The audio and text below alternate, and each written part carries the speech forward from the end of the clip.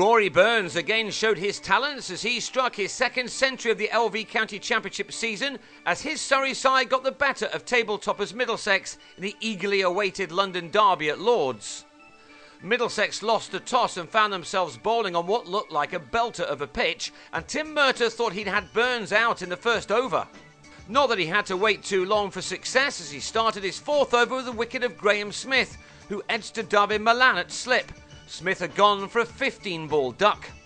It was the ideal start for the side who've won their opening 2 LV County Championship matches, both convincingly, but they now watch Burns and the returning Arun Harinath start to make the most of this surface, a surface which was far removed from the one at Lord's last season, which was heavily criticised by the Surrey coach Chris Adams.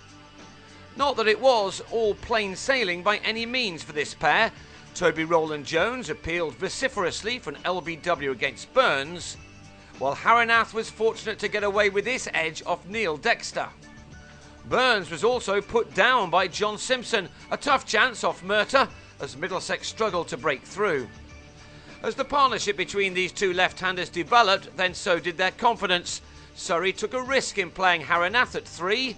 He missed Surrey's last game through injury, and Gary Wilson hit both 100 and a half-century at first wicket down, so Harinarth did have a lot to prove, something he was starting to do quite well as the afternoon wore on. Middlesex had packed their side with quality pacemen, so the fact that Burns made it to another 50 shows just how good he is right now. He got there off a solid 166 balls, an innings containing only 3 fours, to emphasise how tough it had been. 20 minutes later, and Harinarth also reached the half-century mark. He'd moved through the 40s quickly and reached his 50 off 127 deliveries, this being his 7th boundary.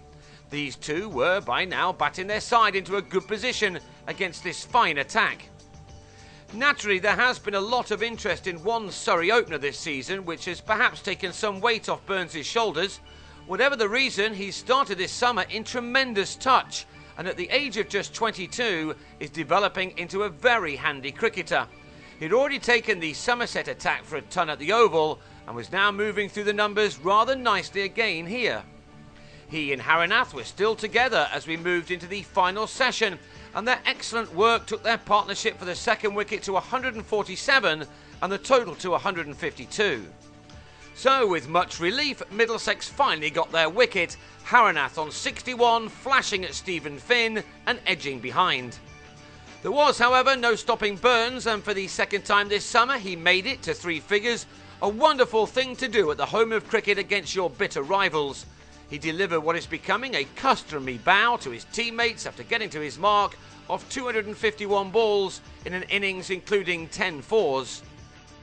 He'd now been joined by Vikram Solanki, who always looks a class act, and on this pitch he was able to play his shots with seemingly little effort. Having come into this match following 2 draws at Featherbeds, south of the river, the majority of the Surrey top order are in very good form at the moment, and Solanki is amongst those, even though he hasn't made a really telling score as yet in Surrey colours. He didn't do that here either, as Corey Collymore finally found the edge of his bat to see Solanki off for 43 at 216 for 3 in the 84th over. Burns now needed to concentrate for the last dozen overs to be rewarded for his efforts with a not out at the end of the day. However, with just 35 minutes of it left, he dragged a flat-footed drive from Murtagh back onto his stumps. He was finally out for an excellent 114, which had occupied 267 balls. Any hopes of more late wickets for the home side were extinguished by Steve Davis and Xander de Brain, who added a further 33 runs before the end of a hard day of Championship cricket. Surrey then went to the close on 267 for 4 with Davis on 24 and de Brain on 12. Middlesex at least will have been pleased to have gone for fewer than 3 runs per over, but they will hope for less resistance from their local rivals on the second day.